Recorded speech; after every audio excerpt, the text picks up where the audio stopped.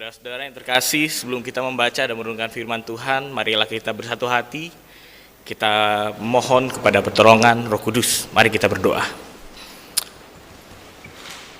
Allah Bapa yang kami kenal di dalam Tuhan kami Yesus Kristus, kami hadir ke dalam rumah-Mu ya Tuhan.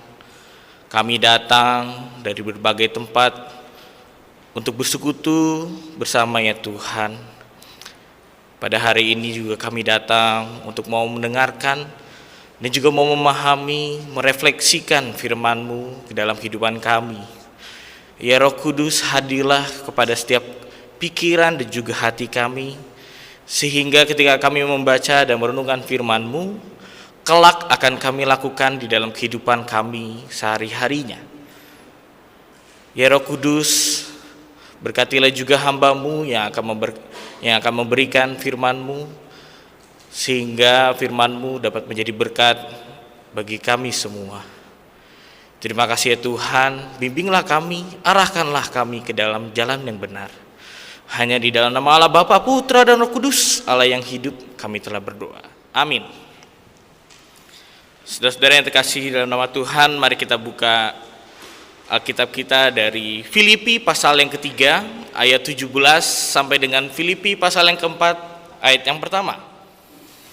Filipi pasal yang ketiga, ayat 17 sampai dengan Filipi pasal yang keempat, ayat yang pertama.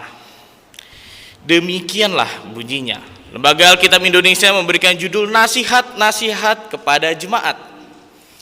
Saudara-saudara, ikutilah teladanku dan perhatikanlah mereka yang hidup sama seperti kami yang menjadi teladanmu. Karena seperti yang telah kerap kali kukatakan kepadamu dan yang kunyatakan pula sekarang sambil menangis, banyak orang yang hidup sebagai seteru salib Kristus. Kesudahan mereka ialah kebinasaan, Tuhan mereka ialah perut mereka, kemuliaan mereka ialah aib mereka. Pikiran mereka semata-mata tertuju kepada perkara duniawi. Karena keluargaan kita adalah di dalam sorga, dan dari situ juga kita menantikan Tuhan Yesus Kristus sebagai juru selamat yang akan mengubah tubuh kita yang hina ini sehingga serupa dengan tubuhnya yang mulia, menurut kuasanya yang dapat menaklukkan segala sesuatu kepada dirinya. Karena itu, saudara-saudara yang kukasihi dan yang kurindukan, sukacitaku dan mahkotaku, berdirilah juga dengan teguh dalam Tuhan. Hai saudara-saudaraku yang kekasih. Saudara-saudara, berbahagialah setiap orang yang mendengarkan dan memelihara firman Tuhan dalam hidupnya. Hosiana.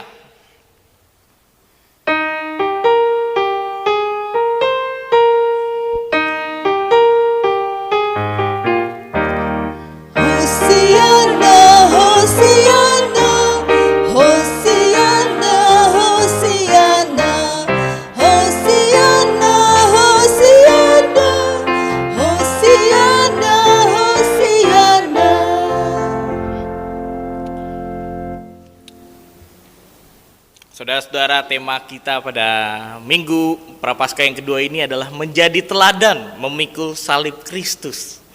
Menjadi teladan bisa juga dibilang menjadi contoh. Ketika kita ditunjuk menjadi contoh, memang hal itu nggak gampang-gampang, nggak susah-susah. Tapi kebanyakan itu susahnya itu karena kalau ditunjuk sebagai contoh kadang-kadang kita nggak mau, karena kita nggak berani. Terkhususnya untuk anak remaja, pemuda gitu ya. Ketika kalau lagi persekutuan dulu zaman sebelum COVID gitu, kalau misalnya lagi persekutuan bersama, ayo sharing-sharing gitu ya, jadi contoh lah gitu. Kadang-kadang kalau anak remaja pemuda, wah tangannya di belakang semua, ngelihat kanan, ngelihat kiri gitu ya. Beda sama lansia kalau lagi persekutuan gitu, kalau bagian kesaksian gitu ya. Kalau bagian lansia kalau kesaksian, wah saya gitu. Entah nanti mau ceritain cucunya, mau ceritain cicitnya, mau ceritain anaknya, wah serah gitu. Yang penting mau gitu, berani. Beda kalau misalnya anak pemuda remaja gitu, kalau anak-anak kayak begitu biasanya suka malu-malu gitu. Hal ini ditunjuk menjadi contoh dan teladan itu juga bukanlah hal yang gampang.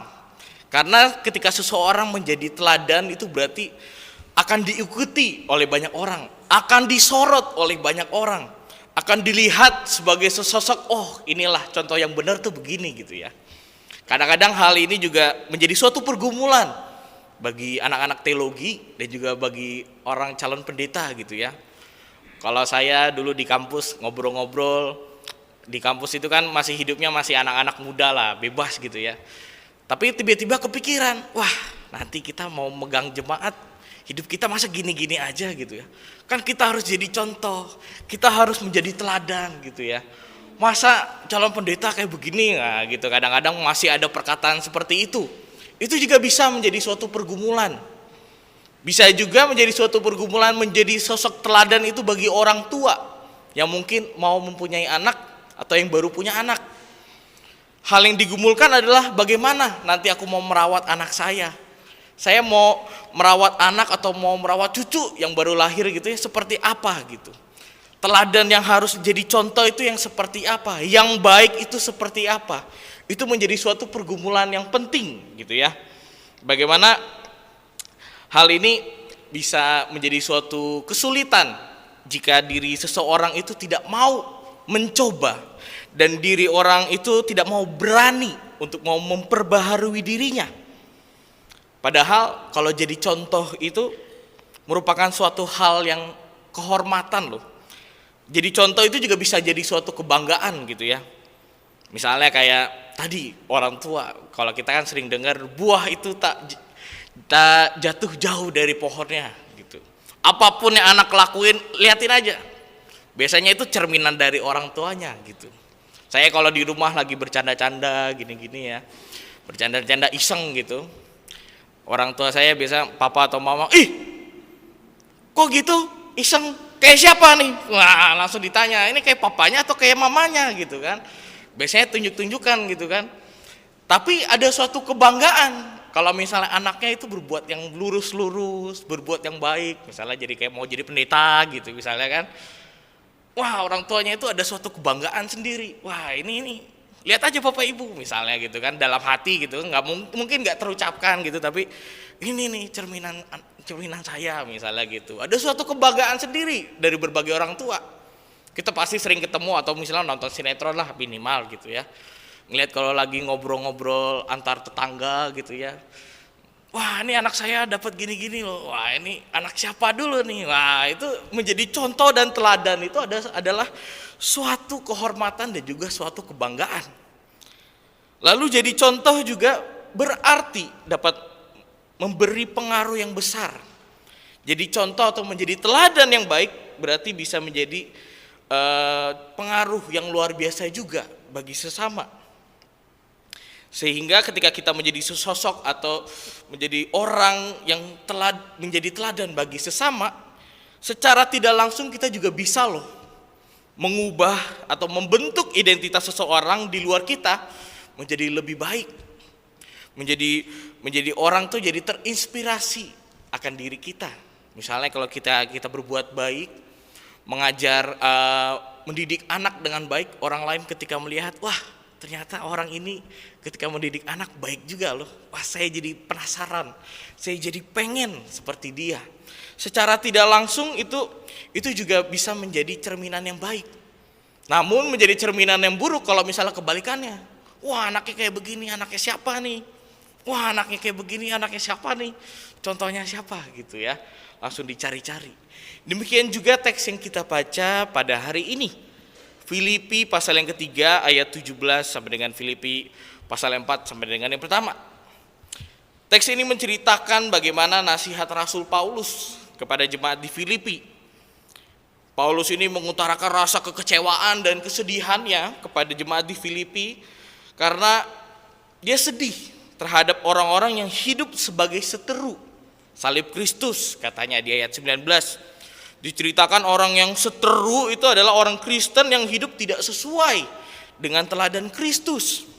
Hidupnya penuh dengan kedengkian, perselisihan, keserakahan, pokoknya mentingin diri sendirilah, suka-suka dewe gitu.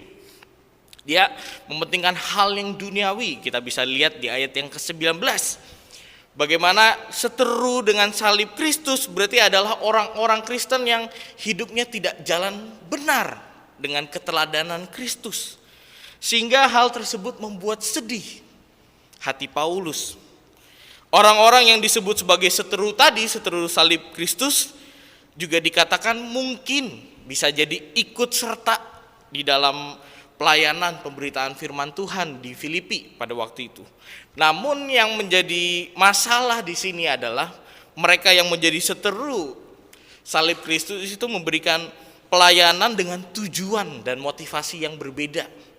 Tujuan dan motivasi yang mereka lakukan adalah demi mencari keuntungan diri sendiri secara moral, materi, dan juga secara sosial.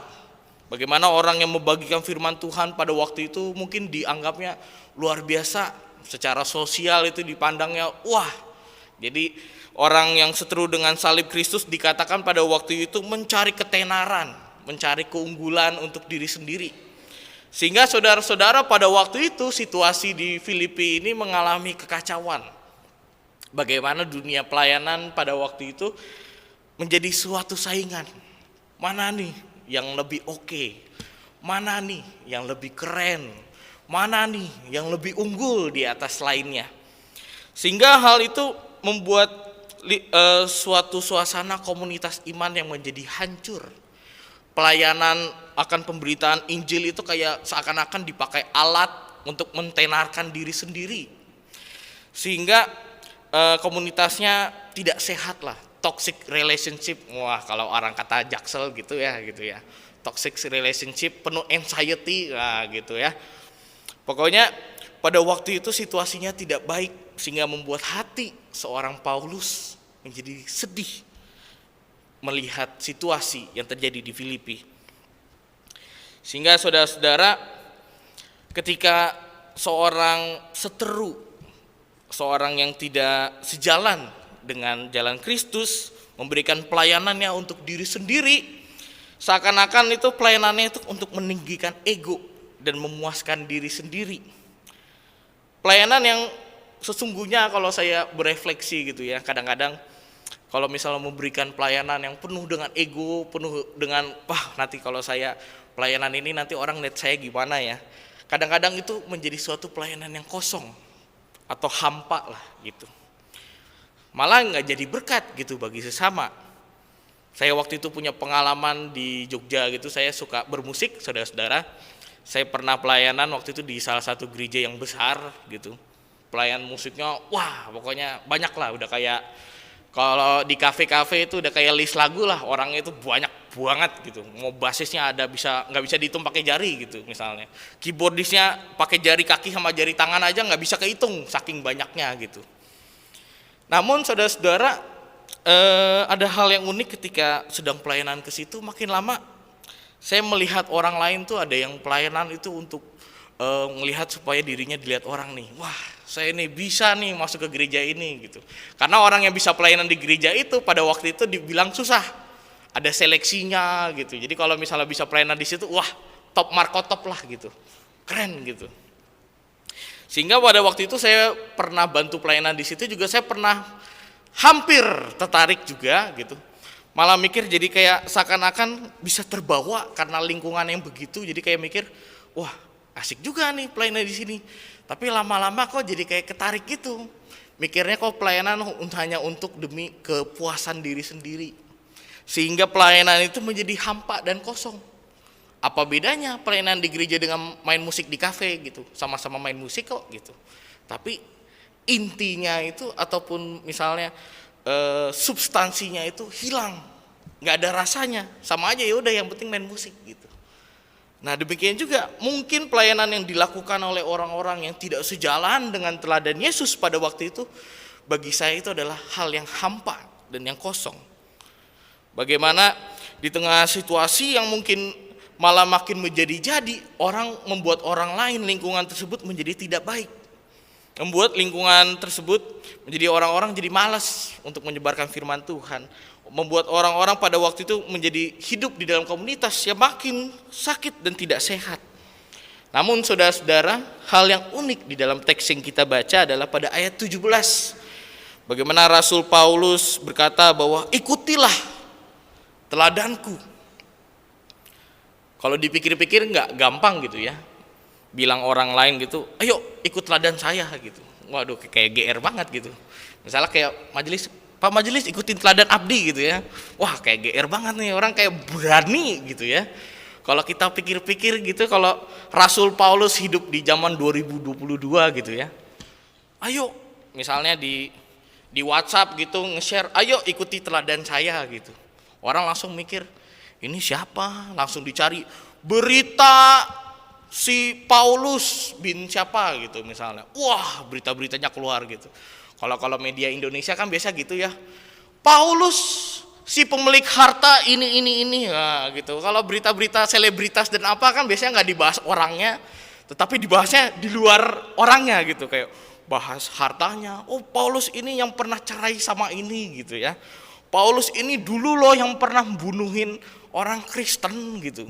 Paulus ini loh si Saulus yang dulu suka mencari-cari orang Kristen. Mungkin kalau dia hidup di zaman 2022, Tribun isinya begitu semua gitu ya. Tribun News gitu. Maaf nih kalau masuk. Ya mungkin isinya begitu.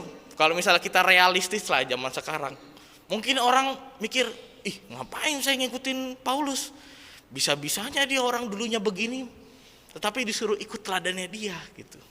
Namun saudara-saudara, memang perubahan itu pasti akan terjadi. Bagaimana walaupun Paulus memiliki hidup atau masa lalu yang kelam, marilah kita melihat masa yang sekarang. Bagaimana Paulus hidup. Dia membuktikan hidupnya itu adalah orang yang sangat setia kepada Tuhan. Bagaimana kita bisa melihat dia tetap memberitakan firman Tuhan walaupun akan tahu nih depannya akan susah gitu. Memikul salib itu sangat susah. Bagaimana dia harus memberitakan firman Tuhan kalau tahu bahwa nanti dia akan dipenjara. Bagaimana dia harus setia kepada Tuhan, karena bagi dia hidup adalah Kristus, sedangkan mati adalah keuntungan. Nah, ini luar biasa sekali gitu. Bagaimana orang sangat setia sama Tuhan sehingga hidup pun dia mau memberikan sepenuhnya kepada Tuhan. Paulus yang sekarang adalah hidup dengan pelayanan yang optimal, pelayanan dengan totalitas.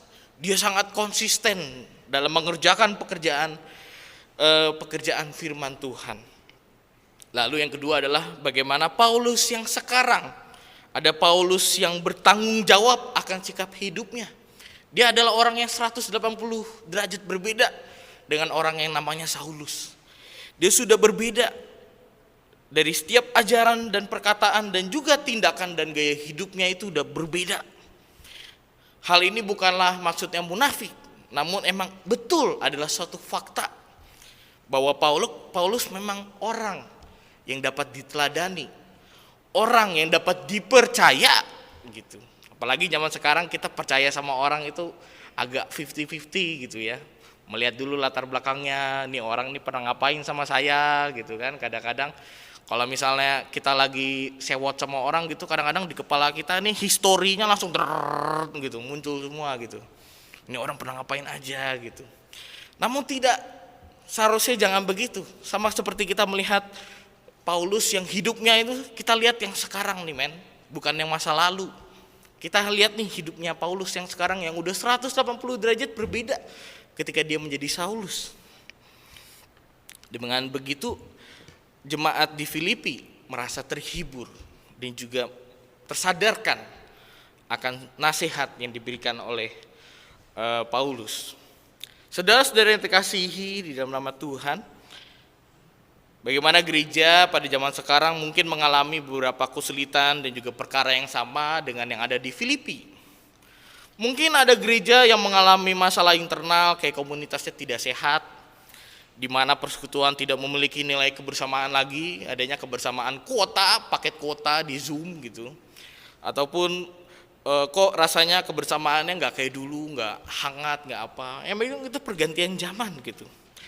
Lalu juga bagaimana gereja zaman sekarang mungkin Ada yang pelayanannya hanya dipakai untuk keuntungan dan juga kepuasan diri sendiri.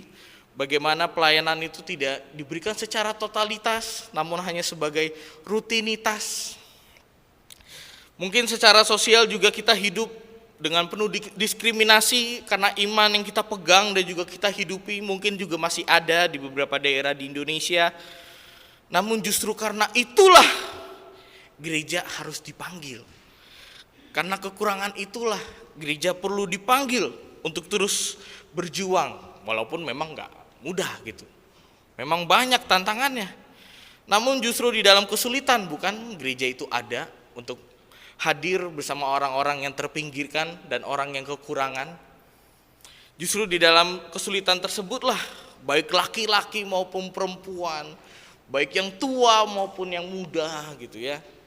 Mari kita bersama berkumpul, mari kita semua terpanggil untuk menjadi teladan bagi orang lain.